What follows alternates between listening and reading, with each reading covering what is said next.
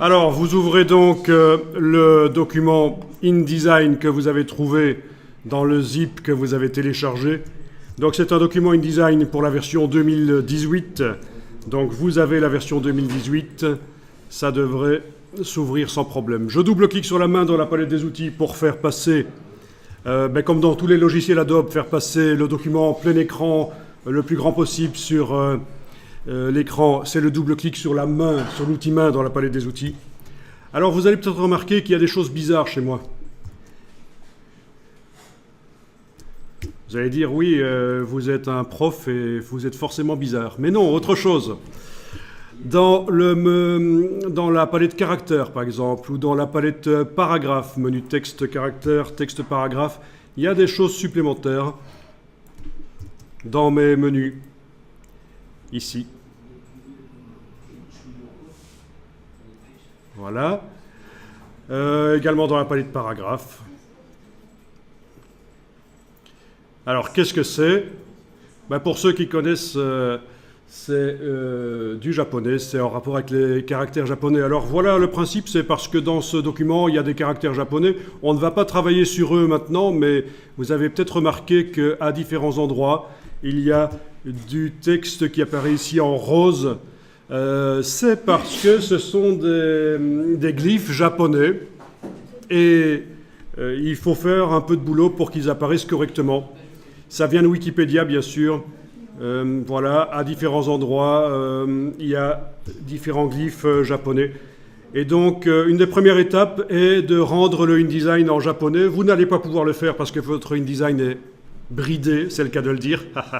Il est bloqué. Malheureusement, mais c'est pas très grave, je vous montre quand même comment ça se fait. Sur votre InDesign à vous, chez vous, ça pourra se faire. Dans le manager d'application, dans les préférences, vous avez la partie où vous indiquez dans quelle langue vous voulez que les applications soient installées. En général, on choisit juste le français et l'anglais. Comme ça, suivant le boulot qu'on fait, on met les applications en français ou en anglais. Mais vous avez bien sûr la partie en japonais. Voilà, et vous pouvez même installer toutes les langues asiatiques si vous voulez. Et dès que vous choisissez ça, quand vous revenez dans la partie App du manager d'application, on vous indiquera que les applications sont à installer, alors qu'elles le sont déjà. Mais c'est juste la nouvelle version japonaise que vous avez choisie qui est à installer. Et ça va vite, hein. C'est pas une installation totale de l'application, ça ne prend pas des dizaines de minutes, c'est juste la langue qui est téléchargée. Voilà. Vous avez aussi la possibilité, bien sûr, d'aller gérer ça et d'afficher les autres versions, parce que ce n'est pas nécessairement pour la dernière version que vous voulez installer les choses, ça peut être pour des versions précédentes.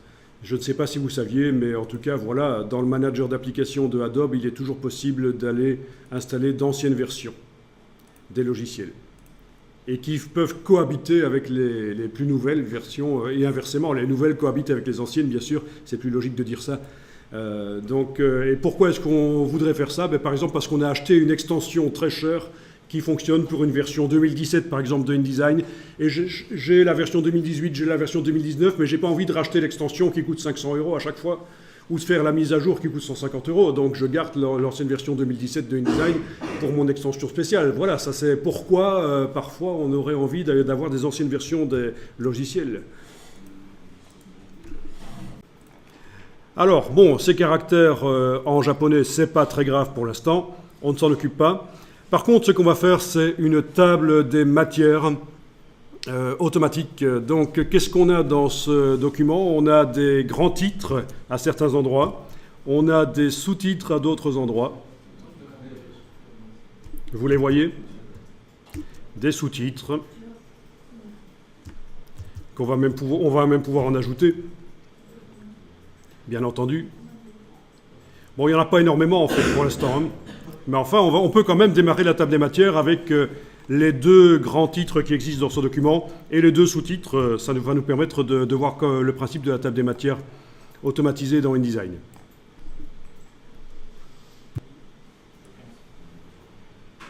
Alors, on va aller dans la palette page, menu fenêtre page, Window Pages, dans la version anglaise que vous avez là.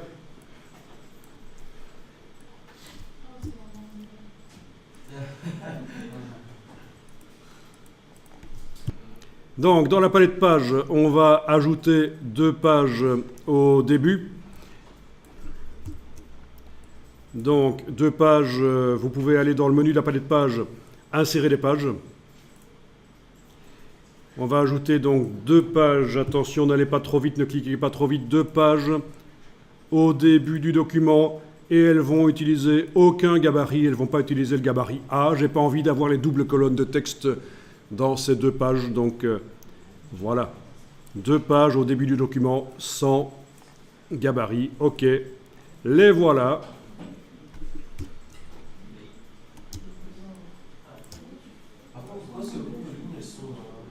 Alors, sans doute parce que j'ai la version japonaise installée maintenant.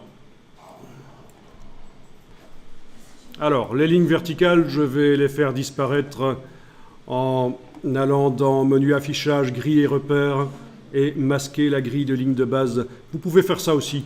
Menu affichage, menu display, grille et repères, grids and rulers, c'est ça en anglais? Guides, ok. Et alors, vous pouvez désenclencher l'affichage de la grille de ligne de base de baseline grid, hide baseline grid, et voilà. Alors, on va enregistrer le document. Donc, dans le dossier d'aujourd'hui, vous pouvez enregistrer le document InDesign en changeant le nom. Alors voilà, le principe, c'est qu'on va créer sur la page 39, par exemple, on va aller sur la page 39. On va aller créer un bloc texte sur la zone des marges, là. Donc, vous prenez l'outil texte et vous allez créer un bloc texte. Il sera juste temporaire. On le mettra sur le côté quand il ne nous servira plus. Voilà un bloc texte qui colle aux marges.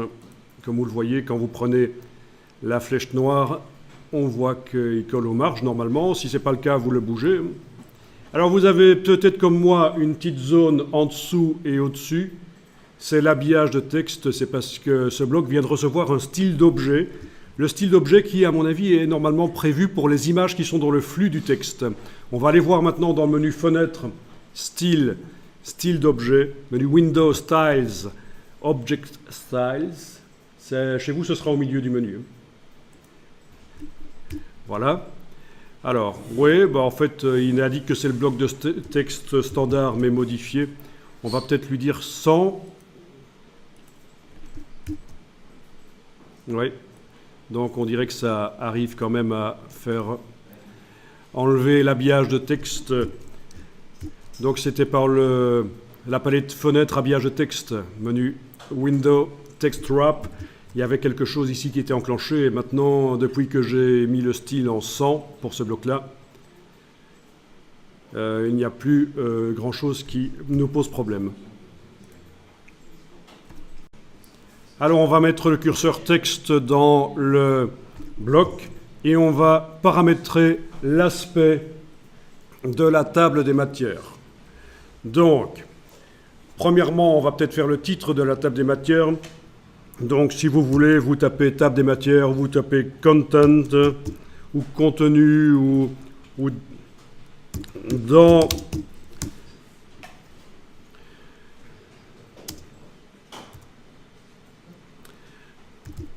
dans cette édition ou un truc comme ça, peu importe. Tant qu'on y est, on va taper les 3 petits points qui vont suivre. C'est bien sûr Alt point, c'est un caractère à part entière, les 3 petits points. Alt point, ça vous fait les 3 points de suspension. Voilà, je suis en train de zoomer, je suis en train de bouger sur l'écran avec la touche Alt, puisque je suis avec le curseur texte et pour avoir la main, c'est la touche Alt. Je sélectionne tout ça. et je vais le formater, lui donner un aspect. Et si vous ne tombez pas sur l'aspect nickel du premier coup, c'est pas grave parce qu'on va en faire un style qui permettra de modifier par la suite sans problème. Donc ici, vous allez choisir une police de caractère. Alors, voyons, qu'est-ce que nous avons ici? Bon, peu importe en fait. Enfin si, ça a de l'importance parce que dans mon cas, j'ai une lettre accentuée et toutes les polices ne sont pas prévues pour écrire du français avec des accents sur les lettres. Donc il y a certaines polices qui ne sont faites que uniquement pour l'anglais et donc ça posera des problèmes. Bon, peu importe, hein, j'ai choisi dans un premier temps cette police-là, j'agrandis ici.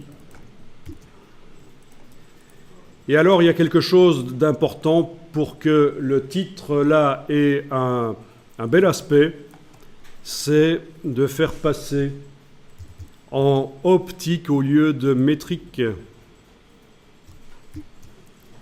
Voilà, et ça modifie un peu les espacements entre les lettres. De manière à ce que les mots fassent plus bloc. Ça va? Alors, ce titre-là, on va faire un style, tant qu'on y est. Donc, on va dans les styles de paragraphe.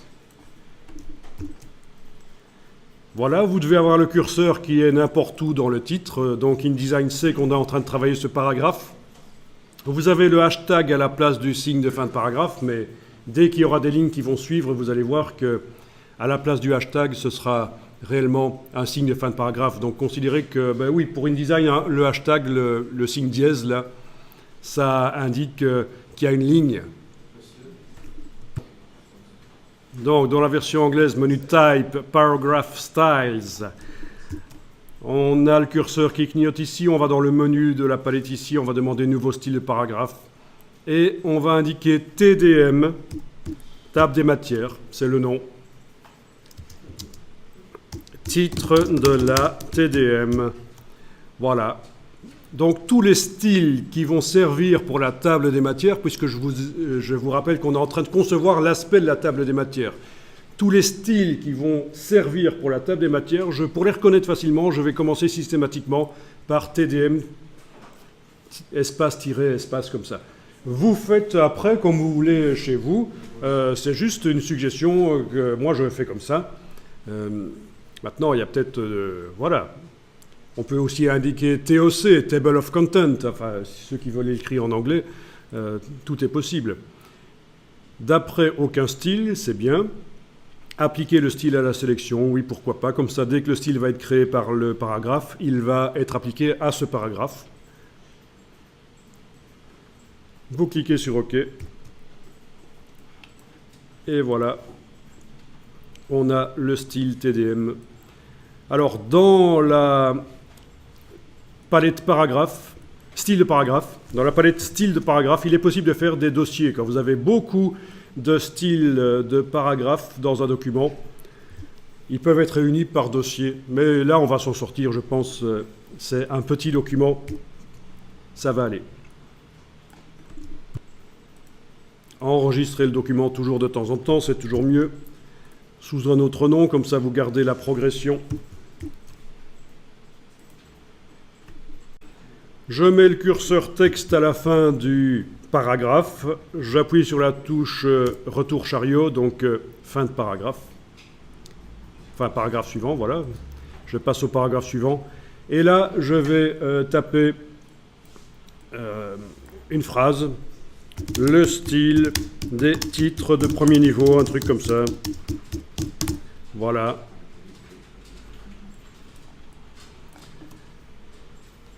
Tant que vous y êtes, vous pouvez copier-coller ça et faire un paragraphe suivant. Voilà, on colle. Et évidemment, ça va être les titres de second niveau. Donc, autrement dit, les grands titres et les sous-titres dans ce cas-ci. Et le boulot suivant va être, bien sûr, de formater ça, de leur donner l'aspect qu'on veut qu'ils aient dans la table des matières. Encore une fois, si on ne tombe pas sur l'aspect idéal du premier coup, ce n'est pas grave, puisqu'on va créer des styles de paragraphes qui vont nous permettre de modifier tout ça par la suite.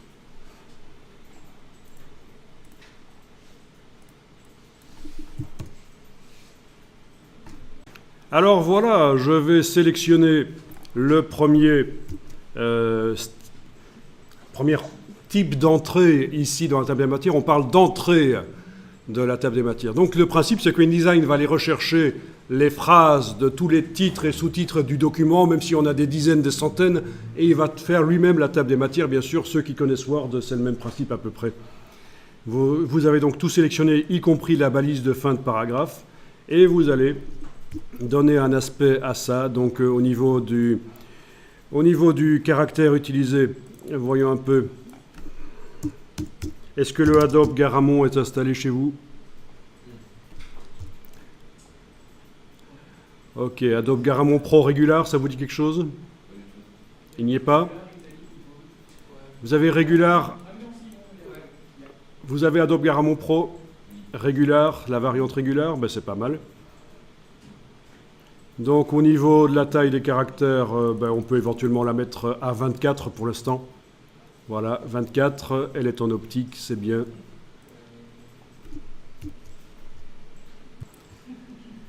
Je vais jouer sur l'espace après, parce que visiblement il y a un problème.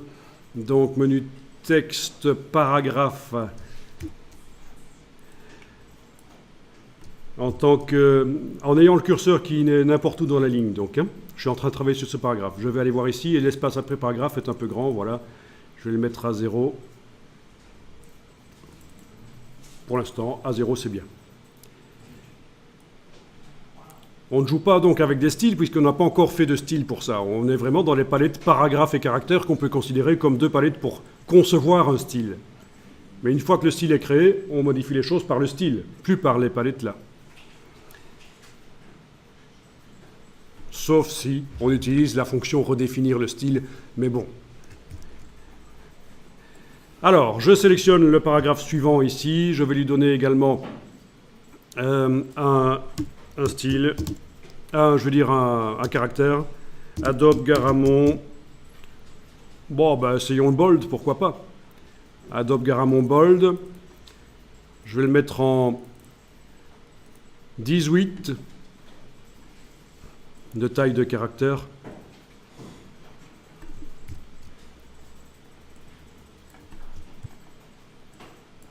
Dans la palette paragraphe, je vais aller diminuer l'espace avant. Vous voyez qu'il y a un espace avant qui est réglé. Je vais le mettre à 0.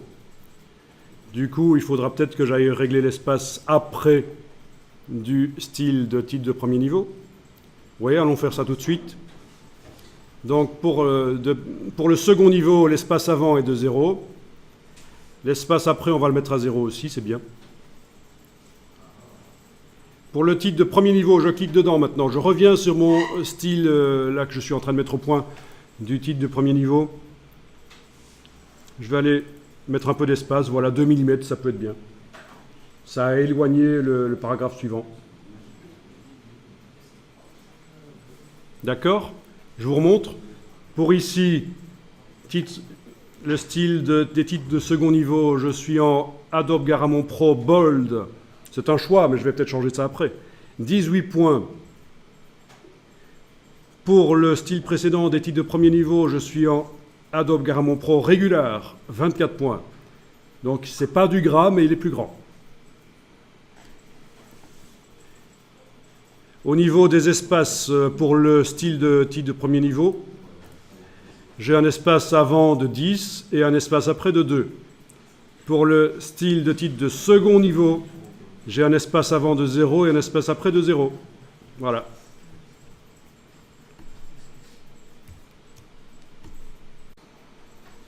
Alors, je vais décaler les titres, les entrées de la table des matières qui concernent les titres de second niveau. Je vais les décaler vers la droite. Donc vous avez ici une fonction qui permet de mettre une marge à gauche. Il suffit donc de cliquer n'importe où dans le paragraphe et d'augmenter la marge. Voilà, par exemple 8, pourquoi pas.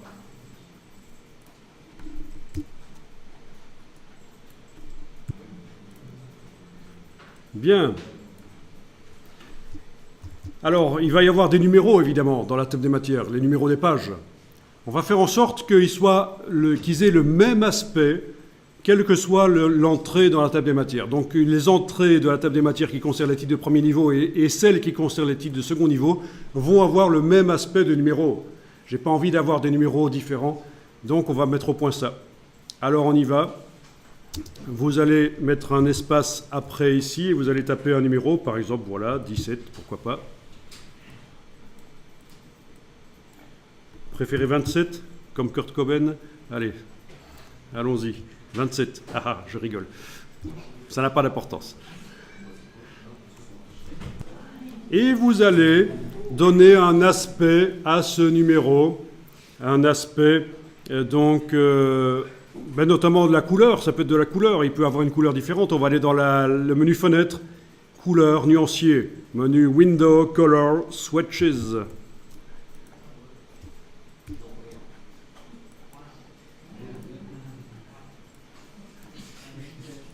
Eh oui, je m'entraîne à parler néerlandais, donc ne vous étonnez pas, c'est très utile. Alors, qu'est-ce que j'allais dire? Oui, au niveau de la couleur du caractère, oui, je vais aller mettre une couleur. Je vais essayer du rouge ici, voilà. Ça pourra être modifié par la suite, bien sûr. Ou je peux mettre une couleur spéciale. Ce serait encore mieux de créer une couleur spéciale pour les caractères dans la table des matières. Donc, allez-y dans le menu du nuancier, nouvelle couleur. Vous pouvez la mettre en RVB tant qu'à faire, puisque le document peut servir à être affiché sur un écran, donc n'hésitons pas. Et au niveau du nom que je lui donne, je vais décocher ceci nommé selon la valeur chromatique et je vais lui indiquer que c'est numéro de la TDM. Voilà, c'est une couleur qui va servir pour les numéros de la TDM. Ok. Voilà. Bien.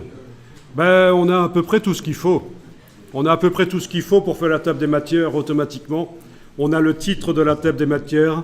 On a le style des premières entrées. C'est pas encore un style de paragraphe, on va devoir le faire. On a le style des entrées de second niveau, donc les titres au-dessus, les sous-titres en dessous. On a l'aspect du numéro. C'est pas mal. C'est un bon départ. Vous n'oubliez pas d'enregistrer de temps en temps le document.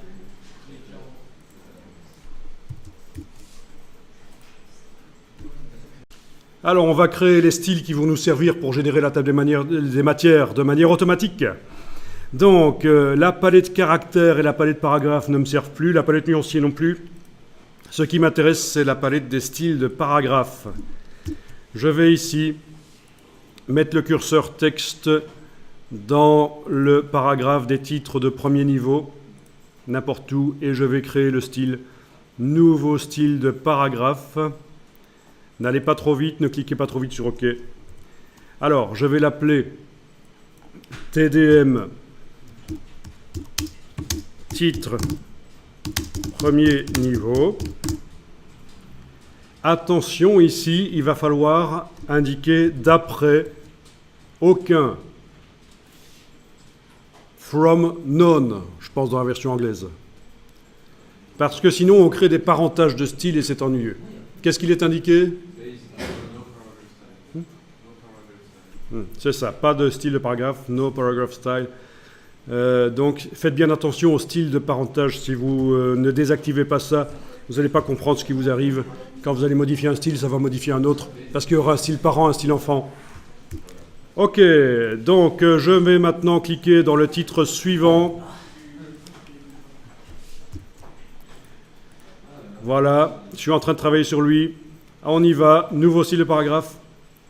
TDM, titre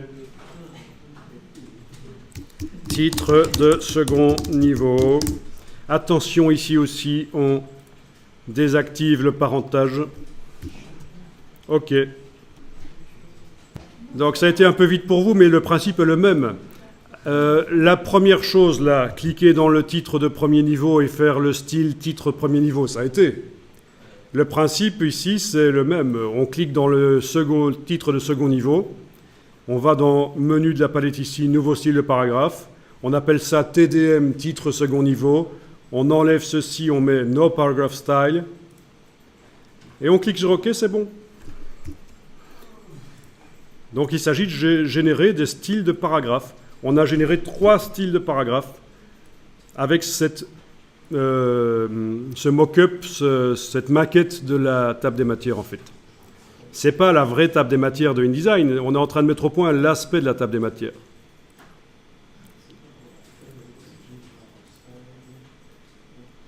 Bon, les titres sont dans le désordre ici, mais c'est pas grave. On les remettra dans l'ordre après si on veut. Vous voyez, j'ai titre de premier niveau qui est en dessous de titre de second niveau dans la palette de styles de paragraphes, mais c'est pas grave. Il vaut mieux pas commencer à essayer de les bouger de place en ayant le curseur texte qui est quelque part dans le texte, évidemment.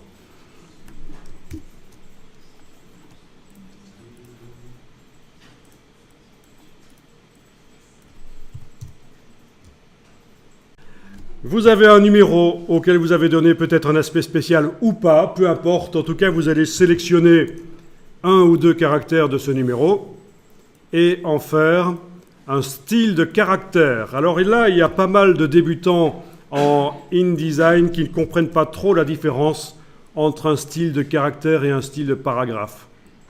Il y en a d'ailleurs qui s'amusent à faire des styles de caractère quand je leur dis de faire des styles de paragraphe, en se disant c'est la même chose. Mais non! Un style de caractère, c'est quand on veut que dans un paragraphe, il y ait certains caractères qui s'affichent différemment. En italique, en gras, dans une autre police, ou en couleur. Enfin, voilà, c'est ça le principe du style de caractère. C'est un style dans le style. C'est un mot du paragraphe ou une lettre ou quelques mots qui sont affichés différemment dans le paragraphe.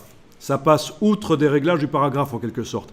Donc là, vous devez aller dans la palette des styles de caractères, après avoir sélectionné un de vos caractères. Là, il ne faut pas juste cliquer, dans le paragraphe avec le curseur qui clignote. Il faut vraiment sélectionner le caractère. Vous allez dans le menu de la palette des styles de caractères, nouveau style de caractère, et on va l'appeler numéro dans la TDM. Vous allez dire, mais on a déjà fait quelque chose comme ça. Ben oui, c'était le nom de la couleur utilisée là. Et d'ailleurs, on la retrouve ici, dans la couleur de caractère. Voilà, couleur de caractère. En effet, il y a une couleur qui s'appelle pour les numéros de la TDM. Mais, donc vous comprenez, hein, dans ce style de caractère, il y a une couleur qui s'appelle pour les numéros de la TDM. Mais tout est normal, tout va bien. No stress. Vous cliquez sur OK et vous avez donc créé un style de caractère. Il est là. Alors, quand vous avez des styles de caractère dans un document, il peut arriver des choses bizarres, comme ceci. Je vous montre, hein, parce que souvent, on crie au scandale « InDesign, bug ». Et donc, voilà un genre de bug de InDesign. Je clique n'importe où, je fais CTRL-A sur le PC, Command-A sur le Mac, j'applique le style de caractère numéro dans la TDM, et je clique à côté de tout, et voilà.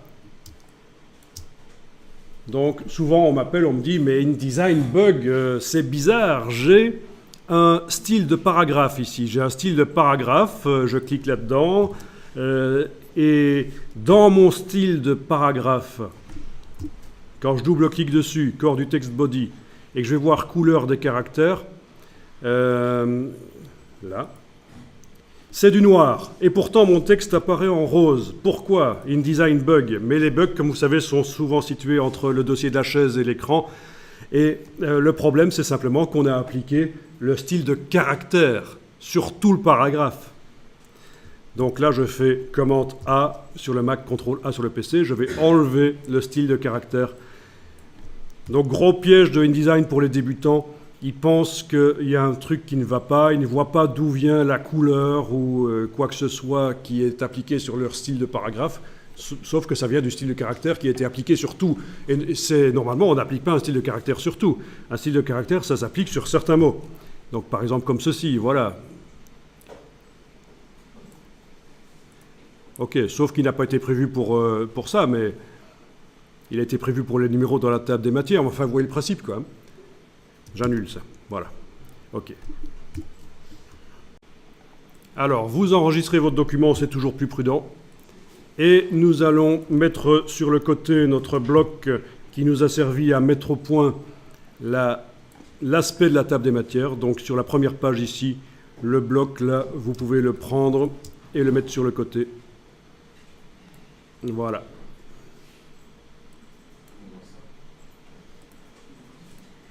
Je l'ai mis sur le côté là, il ne va plus me servir en principe. Je clique à côté de lui, rien n'est sélectionné. Et on va aller générer la table des matières. Menu page, table des matières. Au passage, vous voyez qu'il est indiqué ici en bas, style de table des matières. Vous n'allez pas utiliser ça, mais on peut avoir plusieurs tables des matières dans un même document. Une table des matières pour les photographies, pour les crédits photos, crédits photographes, une table des matières pour le contenu, etc.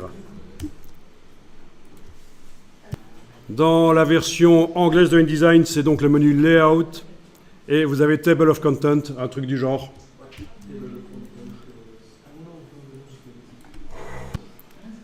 Alors, vous avez le titre de la table des matières, vous mettez ce que vous voulez.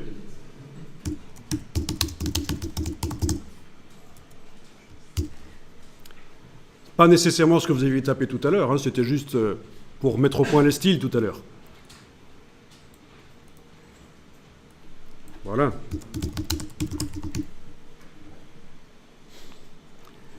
Vous lui appliquez le style TDM, titre de la TDM.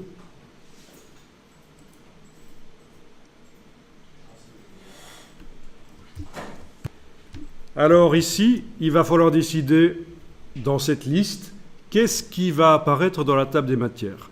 Ben d'abord, c'est les grands titres. Vous avez un style qui s'appelle grand titre. C'est les grands titres qui sont actuellement roses dans le document, bien flashy, foireux. Je pense qu'ils sont roses. Grand titre, vous allez ajouter ça à la liste. Ajouter. Ensuite, on va également ajouter l'autre style, titre de second niveau. Attention, ce n'est pas TDM, titre de second niveau. C'est vraiment les paragraphes dans le document qui utilisent le style titre de second niveau. D'où l'intérêt de bien nommer les styles qui sont prévus pour la table des matières, parce que sinon vous allez vous embrouiller. Donc ce n'est pas TDM, c'est vraiment titre second niveau, ici ajouté.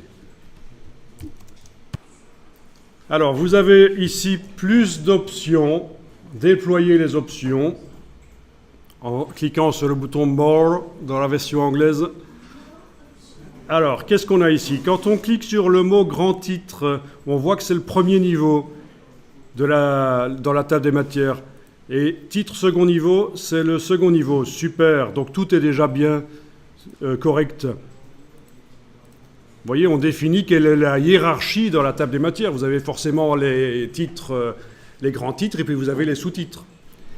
Alors, pour les grands titres ici, si vous gardez ceci, ça va être la catastrophe. Style des entrées, il ne faut surtout pas. Il ne faut pas que dans la table des matières, les grands titres apparaissent en tant que grands titres. Ça va tout faire foirer. Il faut qu'ils apparaissent en utilisant le style TDM, titre premier niveau. Ensuite, ici, titre de second niveau. La table des matières automatique va aller chercher le contenu des titres de second niveau dans le document et il faut lui appliquer dans la table des matières absolument le style titre de second niveau. Si vous gardez même style, ça va foirer. Il faut absolument lui appliquer le style TDM, titre de second niveau. Vous cliquez sur OK. Vous avez le curseur qui est chargé de texte. Vous allez cliquer en haut à gauche de la page de droite, enfin sur la marge là. Vous cliquez, la table des matières se pose, et voilà. Bon, évidemment, on n'a pas encore beaucoup de titres dans le document, mais ça marche. Alors, au niveau du style du bloc, je vais dans les styles d'objets, je vais lui enlever cet habillage. Bloc graphique, bloc de texte standard, avec la touche Alt. Il ne veut pas. C'est chouette. Ah si, ça marche. Je reviens à 100, ça va. Je me suis débarrassé de petites marges d'habillage qui ne servaient à rien ici. Est-ce que tout le monde voit la chose, le titre de la table des matières, les différentes entrées? Alors, les numéros, on ne s'en est pas occupé. Vous voyez ce qui se passe pour l'instant quand le numéro indique sur quelle page se trouve ce titre-là. Il prend cet aspect-là, la même chose que le titre. Et quand le numéro ici indique sur quelle page se trouve ça, c'est inscrit différemment. Ça subit le style de paragraphe de l'entrée. Donc voilà ce qu'on va faire. Vous allez dans le menu Layout, Table of Content, donc menu page, table des matières. Et on va s'occuper, pour chacune de ces deux entrées, on va s'occuper du numéro. Vous allez voir, ça va être assez rapide. Je commence par grand titre. Numéro de page. Après l'entrée, ben oui, il est à droite de l'entrée, c'est bien. Style de numéro de page, c'est là que vous allez indiquer le style de caractère que vous avez prévu. Numéro dans la TDM.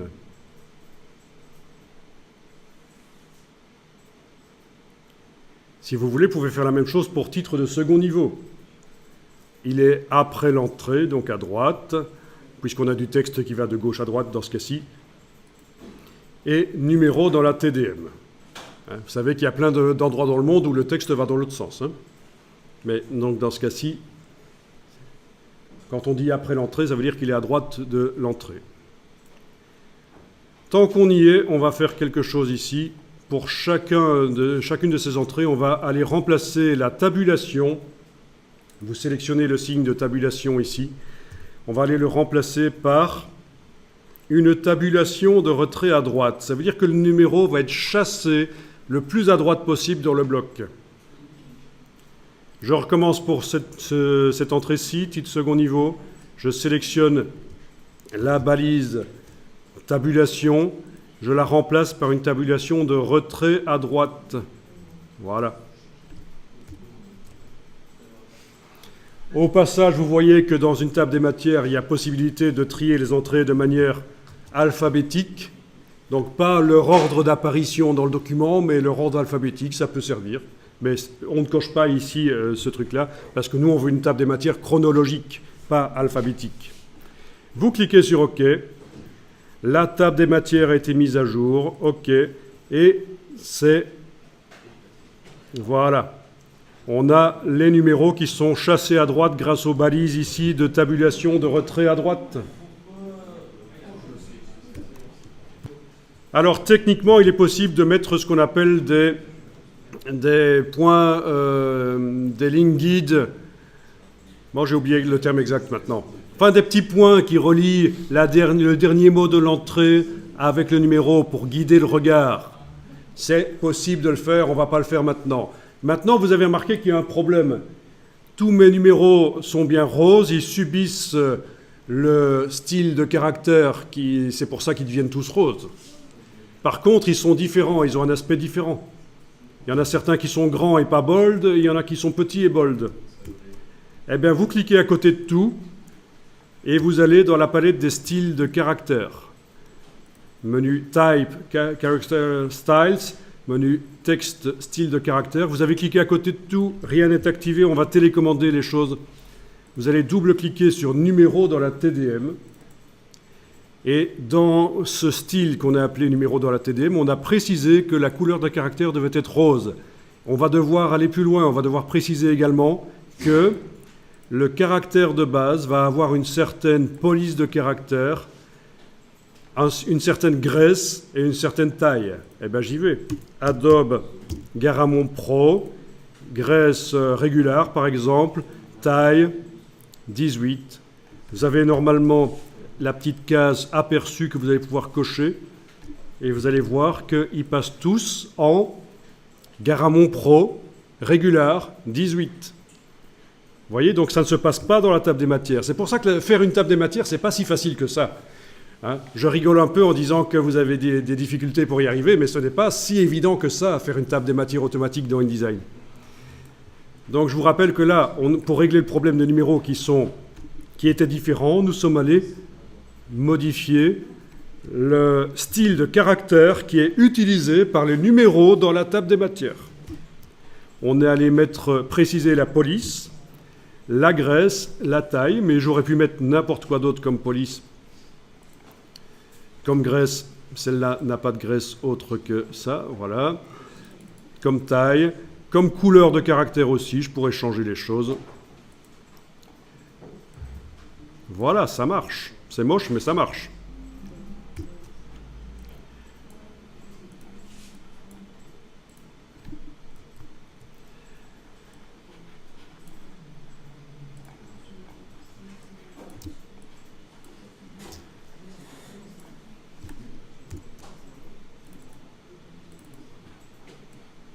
Si vous voulez passer en revue les polices, bien sûr, vous mettez le curseur dans la police ici, avec les touches haut et bas sur le clavier, vous les passez en revue. Vous regardez derrière ce que ça donne avec votre case aperçu preview qui est cochée. Vous allez pouvoir regarder directement. Flèche haut et bas, je passe en revue les polices. Voilà.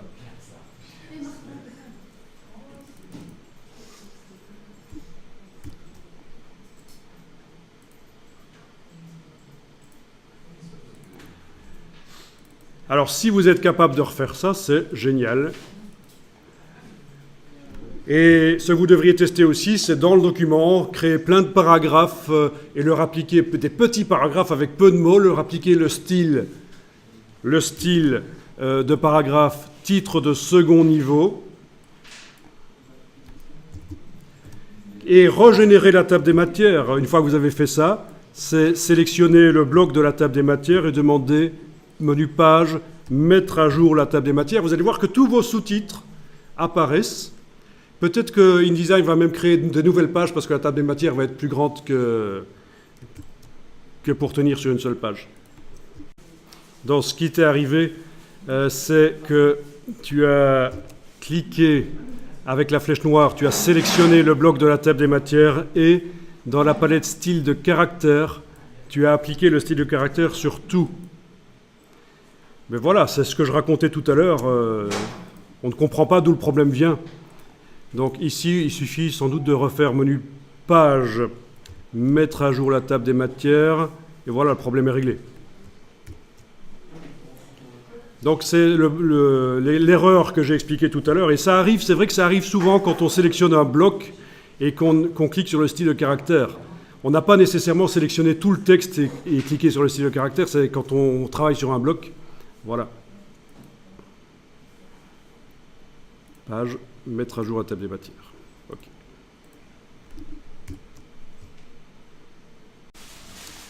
Donc, à partir de là, je vous avais dit au début, hein, le style que vous donnez aux entrées de la table des matières n'a pas d'importance. Pourquoi?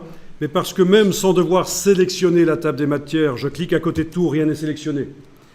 Je vais pouvoir aller dans la palette style de paragraphe, double-cliquer sur titre premier niveau, avec la case aperçu cochée, aller modifier l'aspect des caractères, enfin la police, la dimension, etc.